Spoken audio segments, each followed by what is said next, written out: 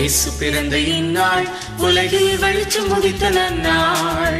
பாருங்குமுள்ள யாவருக்கும் மீட்பு கிடைத்த பொன்னாள். இயேசு பிறந்த இந்நாள் உலகில் வெளிச்சம் உதித்த நன்னாள். பாருங்குமுள்ள யாவருக்கும் மீட்பு கிடைத்த பொன்னாள்.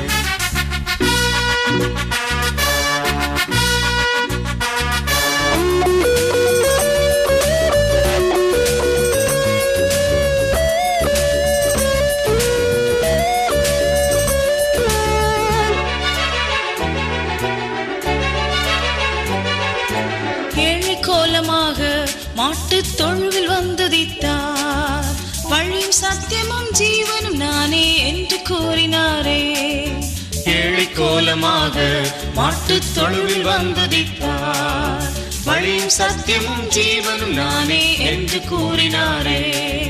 வானத்தின் கீழ் பூமியின் மேல் மனிதருக்குள் இயேசுவல்லால் வானத்தின் கீழ் பூமியின் மேல் மனிதருக்குள் இயேசுவல்லால் வேறு நாமம் இல்லை. இயேசு பிறந்த இந்நாள் உலகில் வெளிச்சம் உதித்த நன்னாள். பாருங்குமுள்ள யாவருக்கும் மீட்பு கிடைத்த பொன்னாள்.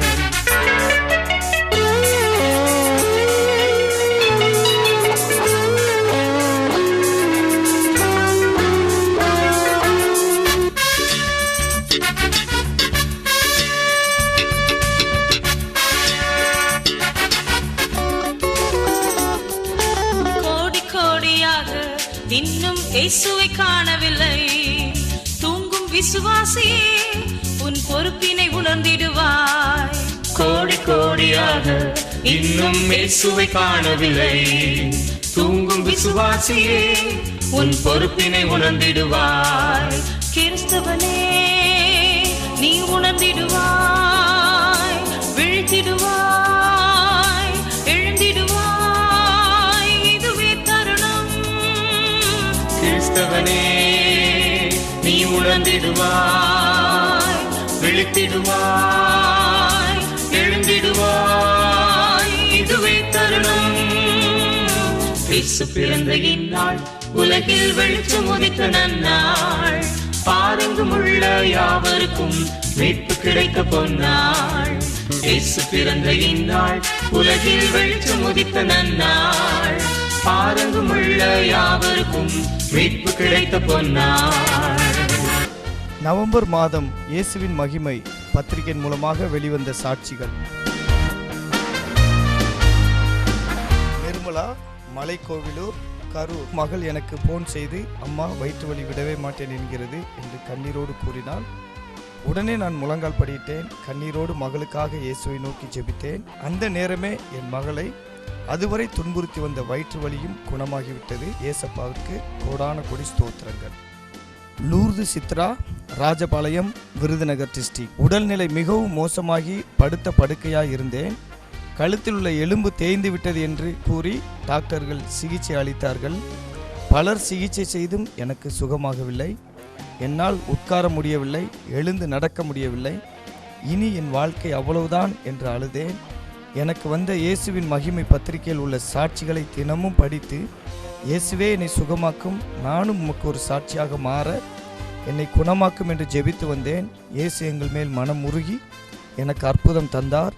சென்னை பள்ளிக்கரணையிலிருந்து எனக்கு திடீர் என்று ஒரு நாள் வயிற்று வலி, வாந்தி, வயிற்றுப்போக்கு ஏற்பட்டு மிகவும் கஷ்டப்பட்டேன். உங்களுக்கு அப்பண்டிஸ் வயிற்று வலியாக இருக்கும், ஸ்கேன் எடுத்து பார்க்க வேண்டும் என்று சொன்னார்கள்.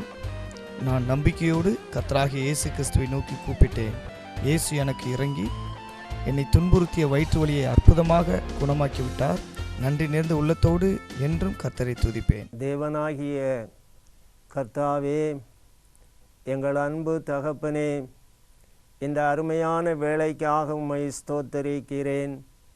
உம்முடைய பாதபடியில் வருவதுதான் எங்களுக்கு ஒவ்வொரு நாளும் அருமையான வேலையப்பா. இந்த வேளையிலே உமது பிள்ளைகளோடு கூட உம்மை குறித்து பேசுகிற ஒரு வாய்ப்பை தந்தீரே. அதற்காக நான் உம்மை ஸ்தோத்திரிக்கிறேன். எங்கள் அருமை பிதாவே, இப்போதும் உம்முடைய நாம மகிமைக்காக எங்களோடு கூட பேசுவீராக. நான் மறைக்கப்பட வேண்டும், நீர் மகிமைப்பட வேண்டும். உம்முடைய நாமத்தின் மகிமைக்காக நீர் இப்பொழுது உம்முடைய ஆவியானவரை கொண்டு பேசுவீராக. எல்லா கனமும் துதியும் மகிமையும் ஒருவருக்கே செலுத்துகிறேன். இயேசு கிறிஸ்துவின் நாமத்திலே கேட்கிறேன் பிதாவே, ஆமீன்.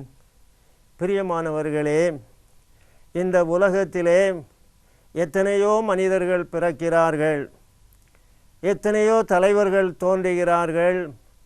எல்லாரும் ஒரு நாளிலே இந்த உலகத்தை விட்டு சென்று விடுகிறார்கள். அவர்களுடைய பிறந்த நாளை கொஞ்ச நாட்கள் அல்லது சில ஆண்டுகள் பெரிதாக நினைத்து கொண்டாடுகிறார்கள், பின்பு அதை மறந்து விடுகிறார்கள். ஆனால் எல்லா மனிதர்களை காட்டிலும் நம்முடைய கர்த்தராகிய இயேசு கிறிஸ்து இந்த உலகத்தில் ஒரு மனிதனாக பிறந்ததுதான் எல்லா மனிதர்களை காட்டிலும், எல்லாருடைய பிறந்த நாளை காட்டிலும் நம்முடைய இயேசு கிறிஸ்துவின் பிறந்த நாள் தான் மேன்மையானது, மகிமையானது. கர்த்தராகிய இயேசு கிறிஸ்து இந்த உலகத்திலே ஒரு மனிதனாக வந்ததுதான் நம் எல்லாருக்கும் கிடைத்த பெரிய பாக்கியம். தேவனை கண்டவர்கள் யாருமே கிடையாது. கர்த்தராகிய இயேசு கிறிஸ்துவின் மூலம் நாம் தேவனை காண்கிற பாக்கியம் கிடைத்தது. அவர் இந்த பூமிக்கு ஒரு மனிதனாக வந்து நம்மை போல ஒரு மனிதனாக அங்கும் இங்குமாக திரிந்து நம்முடைய பாடுகளையெல்லாம் அறிந்து கொண்டு இன்றைக்கு நமக்காக அவர் பரலோகத்திலே நமக்காக வேண்டிக் கொள்கிறவராக, பிதாவின் வலது பாரிசத்தில் இருந்து நமக்காக அவர் எப்பொழுதும் இதோ பரிந்து பேசுகிறவராக இருக்கிறார். அந்த இயேசு கிறிஸ்துவின் பிறந்த நாளை, மகிமையான அந்த நாளை கொண்டாட போகிற இந்த வேளையிலே அதை குறித்து நான் சற்று நேரம் உங்களோடு பேச விரும்புகிறேன். இயேசு பிறந்த பொழுது அந்த நற்செய்தியை யாருக்கு அறிவிக்கப்பட்டது? ராஜாக்களுக்கு அறிவிக்கப்பட்டதா அல்லது பெரிய தலைவர்களுக்கு அறிவிக்கப்பட்டதா? இல்லை, காட்டிலே மந்தையை மேய்த்து கொண்டிருந்த மேய்ப்பர்களுக்கு இந்த நற்செய்தி அறிவிக்கப்பட்டது. தேவதூதன் அங்கே வந்து நின்று நற்செய்தி அறிவிக்கிறான். இதோ இன்று கர்த்தராகிய இயேசு கிறிஸ்து இந்த பூமியிலே பிறந்திருக்கிறார், அவர் ஒரு மனிதனாக இந்த பூமிக்கு வந்திருக்கிறார் என்ற நற்செய்தி அந்த தேவதூதன் சொல்லுகிறான். அதை கேட்டு அந்த மேய்ப்பர்கள் இயேசுவை காண வேண்டும் என்று விரும்புகிறார்கள். அந்த ராத்திரியிலேயே அவர்கள் இயேசுவை காண்பதற்காக இயேசு பிறந்த பெத்லகேம் சத்திரத்தை தேடி போகிறார்கள். அங்கே போய் இயேசுவை கண்டு அவர்கள் ஆனந்தத்தோடு கூட இயேசுவை வணங்குகிறார்கள். அதோடு அவர்கள் முடிந்து விடவில்லை.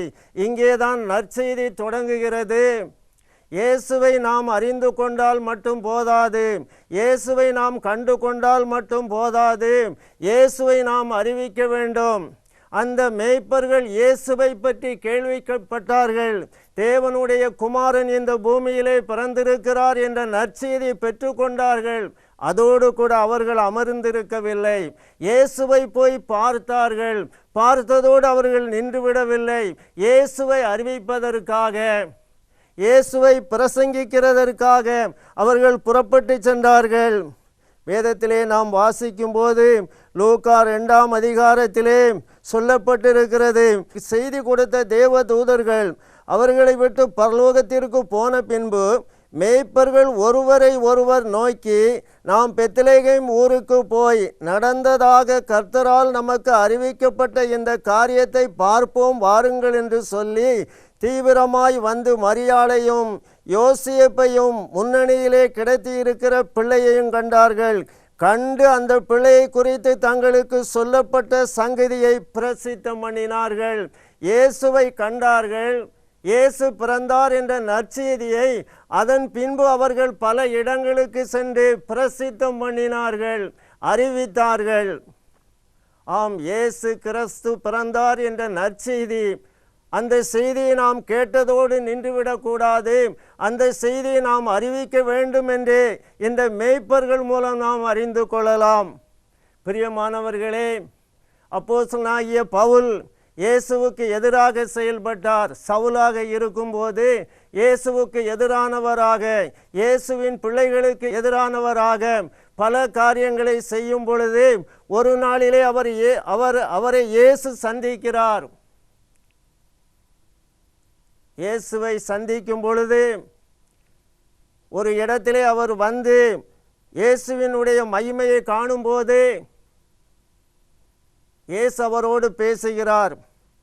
நீர் யார் என்று இவர் கேட்கும் பொழுது, நீ துன்பப்படுத்துகிற இயேசு நானே என்று சொல்லி, முள்ளில் உதைக்கிறது உனக்கு கடினம் என்று சொல்லி, நான் யார் என்று சொல்லி அன்றைக்கு அவருக்கு தன்னை தெரிவிக்கிறார். அதோடு கூட அப்போஸ்தலனாகிய பவுலாக அவர் மாறுகிறார். சவுலாக இருந்த அந்த அப்போஸ்தலனாகிய பவுல் அந்த நாளிலிருந்து 3 நாட்கள் உபவாசமாக சாப்பிடாமல் இருந்தவர். பின்பு அவர் தேவனுடைய ஆவியை பெற்றவராக பல இடங்களுக்கு சென்று இயேசுவை அறிவிக்கிறார். பிரியமானவர்களே, இந்த செய்தியிலிருந்து நாம் அறிந்து கொள்ள வேண்டியது, நாம் இயேசுவை தெய்வமாக பெற்றுக்கொள்கிறோம். இதோ இயேசுவை அறியாத குடும்பத்தில் இருந்து நாமும் ஒரு இயேசுவின் பிள்ளையாக மாறுகிறோம். அதோடு கூட நாம் இருந்துவிடக்கூடாது. நாம் இயேசுவை மற்றவர்களுக்கு சொல்ல வேண்டும். மேய்ப்பர்கள் இதோ தங்களுக்கு சொல்லப்பட்ட செய்தியை, அந்த நற்செய்தியை அவர்கள் அதோடு கூட அடக்கி வைக்கவில்லை. இதோ அவர்கள் பல இடங்களிலே சென்று இயேசுவை பிரசித்தம் பண்ணினார்கள். இயேசு பிறந்ததை எல்லா மக்களுக்கும் அறிவித்தார்கள். அதே போல இந்த கிறிஸ்மஸ் நாட்களிலே நாம் செய்ய வேண்டியது என்ன? இயேசு என்னை சந்தித்தார், நான் இயேசுவை என் வாழ்க்கையிலே பெற்றுக்கொண்டேன். நான் பெற்றுக்கொண்ட இந்த இயேசு என்னுடைய எல்லா மக்களுக்கும் கிடைக்க வேண்டும். இயேசுவின் மூலம் எனக்கு கிடைத்த ஆசீர்வாதம் எல்லா மக்களுக்கும் கிடைக்க வேண்டும். அதற்காகவே நான் இந்த பூமியிலே இனி வாழ்வேன் என்று சொல்லி அப்போஸ்தலனாகிய பவுலை போல மற்றவர்களுக்கு நாம் இயேசுவை அறிவிக்கிறவர்களாக வாழ வேண்டும். கொடுக்கப்பட்ட பணியிலே நாம் இருக்கின்ற இடத்திலே இயேசுவை அறிவிக்கலாம். இதோ நாம் எந்த இடத்தில் இருந்தாலும் இயேசுவுக்கு சாட்சியாக நம்முடைய செயல்களின் மூலம், வார்த்தையின் மூலம் அவருடைய செய்தியை அறிவிக்கிறவர்களாக நாம் வாழ வேண்டும். இந்த நற்செய்தியின் மூலம், இந்த மேய்ப்பர்களுக்கு சொல்லப்பட்ட இந்த செய்தியின் மூலம் நமக்கு கிடைக்கிற ஒரு பெரிய வெளிப்பாடு, என் அருமை பிள்ளைகளே, இதோ நான் இந்த உலகத்திலே ஒரு மனிதனாக வந்ததை குறித்து உங்களுக்கு வெளிப்படுத்தி விட்டேன். இதை அறியாத மக்களுக்கு சொல்லுங்கள், என்னை தெரியாத மக்களுக்கு சொல்லுங்கள் என்று அவர் நம்மோடு கூட பேசுகிறதாக இன்றைய தினத்திலே இந்த மேய்ப்பர்களுக்கு சொல்லப்பட்ட செய்தி உங்களுக்கு சொல்லப்படுகிறது, நமக்கு சொல்லப்படுகிறது. அருமையானவர்களே, இயேசு கிறிஸ்துவை தெய்வமாக பெற்ற ஜனம் பாக்கியம் உள்ளது. அவரால் தெரிந்து கொள்ளப்பட்டவர்கள் பாக்கியம் உள்ளவர்கள். அப்படிப்பட்ட பாக்கியம் நமக்கு கிடைத்திருக்கிறது.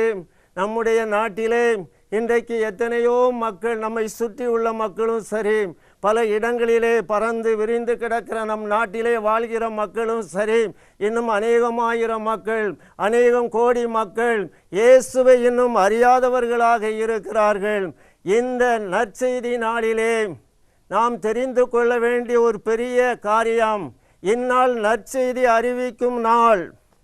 இயேசு கிறிஸ்து பிறந்தார் என்ற அறிவிப்பதற்காக, நற்செய்தி அறிவிப்பதற்காக இந்த கிறிஸ்மஸ் நாட்கள் வருடத்திற்கு ஒரு முறை நமக்கு நினைவு கூற செய்கிறது. ஒரு சமயம் பழைய ஏற்பாட்டிலே நாம் படிப்போம் என்றால் 2 ராஜாக்கள் 7ஆம் அதிகாரத்திலே படிக்கும்போது, சீரிய இராணுவம் இஸ்ரவேல் மக்களை எதிர்த்து அங்கே போராட வந்த சீரிய இராணுவம் அவருடைய அந்த எதிர்ப்பை தாங்க முடியாமல் தேவன் அவர்களுக்கு நடுவிலே தம்முடைய தூதர்களை அனுப்பி அவர்களை துரத்தி அடித்த போது, அங்கே அவருடைய இராணுவம் இருந்த இடத்திலே 4 குஷ்டரோகிகள் செல்கிறார்கள். அங்கே சென்று அங்கே இராணுவத்திலே யாருமே இல்லை. அங்கே ஆகாரம் கிடக்கிறது, அவர்கள் வைத்திருந்த பொருள்களெல்லாம் கிடக்கிறது. இஸ்ரவேல் மக்கள் ஒரு பக்கம் பயந்து கொண்டிருக்கிறார்கள். ஆனால் குஷ்டரோகிகளோ அந்த சீரிய இராணுவத்தினுடைய இராணுவ படைகள் இருந்த இடத்திலே போகும்போது அங்கே யாரும் இல்லை. எல்லாரும் ஓடிவிட்டார்கள். தேவன் தம்முடைய தூதனை அனுப்பி விரட்டி அடித்து விட்டார். ஆனால் இங்கே இஸ்ரவேல் ராஜாவுக்கு தெரியாது, அவருடைய படைகளுக்கு தெரியாது. ஆனால் அந்த 4 குஷ்டரோகிகளுக்கு மட்டும்தான் தெரியும். அவர்கள் அங்கே கிடைத்த அந்த எல்லா விதமான பொருள்களையும் பார்த்து சந்தோஷப்படுகிறார்கள். ஆகாரத்தை பார்த்து அதை சாப்பிடுகிறார்கள். அப்பொழுது அவர்களுக்குள் ஒரு முடிவு வருகிறது. இந்த நாள் நற்செய்தி அறிவிக்கும் நாள். நாம் சும்மா இருக்கக்கூடாது. நாம் உடனே இஸ்ரவேல் ஜனங்கள் மத்தியிலே போய், இஸ்ரவேல் ராஜாவினிடத்திலே போய், இந்நாள் நற்செய்தி அறிவிக்கும் நாள் என்று சொல்லி அவர்களுக்கு அறிவிக்க வேண்டும் என்று சொன்னார்கள். உலக பிரகாரமான ஒரு காரியத்திலே தேவனுடைய அற்புதத்தை கண்ட அந்த மனிதர்கள் இது நற்செய்தி அறிவிக்கும் நாள் என்று சொல்லி அவர்கள் அமர்ந்திருக்காமல் இதோ தங்களுக்கு கிடைத்த விடுதலையை போய் சொன்னார்கள். அதே போல இன்றைக்கும் நாம் கர்த்தராகிய இயேசு கிறிஸ்துவை நம்மை இந்த பாவ உலகத்திலே எல்லா பாவங்களுக்கும் சாபங்களுக்கும் விலக்கி விடுவிக்க வந்த இயேசு இரட்சகருடைய பிறந்த நாளை நாம் எல்லாருக்கும் அறிவிக்க வேண்டும். ஆம், கிறிஸ்மஸ், இந்த கிறிஸ்மஸ் நாள் நற்செய்தி அறிவிக்கும் நாள். நமக்கு கொடுக்கப்பட்ட ஒரு பெரிய பணி, இயேசு கிறிஸ்துவின் பிறந்த நாளை நற்செய்தி அறிவிக்கும் நாளாக நாம் கொண்டாடுவோம். இயேசு கிறிஸ்துவின் நாமத்தை மகிமைப்படுத்துவோம். இயேசு கிறிஸ்துவுக்கே மகிமை உண்டாவதாக. இப்போதும் நாம் கர்த்தரை நோக்கி ஜெபிப்போம். எங்கள் தேவனாகிய கர்த்தாவே, எங்கள் அருமை பிதாவே, நீர் இந்த பூமியில் பிறந்ததுதான் எங்களுக்கு கிடைத்த மிகப்பெரிய ஆசீர்வாதம், மிகப்பெரிய பாக்கியம் ஐயா.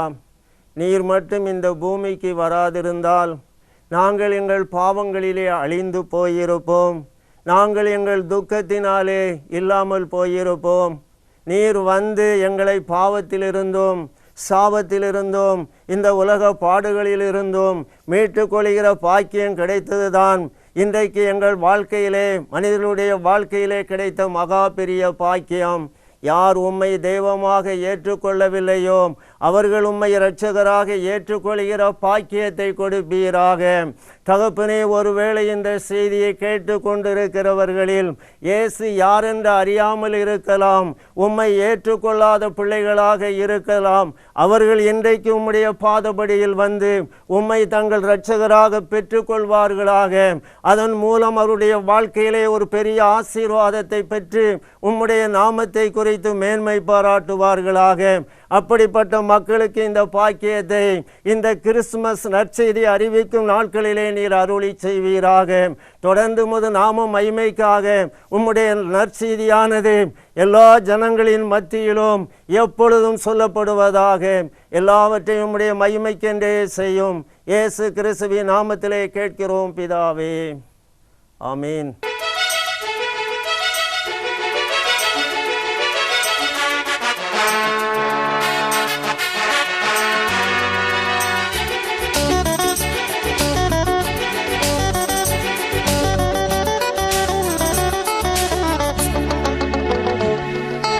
இயேசு பிறந்த இந்நாள் உலகில் வெளிச்சம் உதித்த நன்னாள். பாருங்குமுள்ள யாவருக்கும் மீட்பு கிடைத்த பொன்னாள். இயேசு பிறந்த இந்நாள் உலகில் வெளிச்சம் உதித்த நன்னாள். பாருங்குமுள்ள யாவருக்கும் மீட்பு கிடைத்த பொன்னாள்.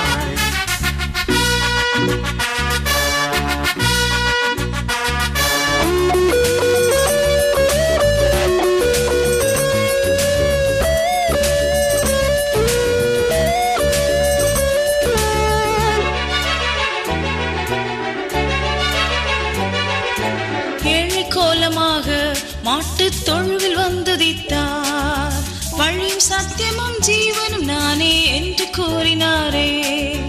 ஏழை கோலமாக மாட்டுத் தொழுவில் வந்துதித்தார், வழியும் சத்தியமும் ஜீவனும் நானே என்று கூறினாரே. வானத்தின் கீழ் பூமியின் மேல் மனிதருக்குள் இயேசுவல்லால் வேறு நாமம் இல்லை. வானத்தின் கீழ் பூமியின் மேல் மனிதருக்குள் இயேசுவல்லால் வேறு நாமம் இல்லை. இயேசு பிறந்த இந்நாள் உலகில் வெளிச்சம் உதித்த நன்னாள். பாலெங்கும் உள்ள யாவருக்கும் மீட்பு கிடைத்த பொன்னாள்.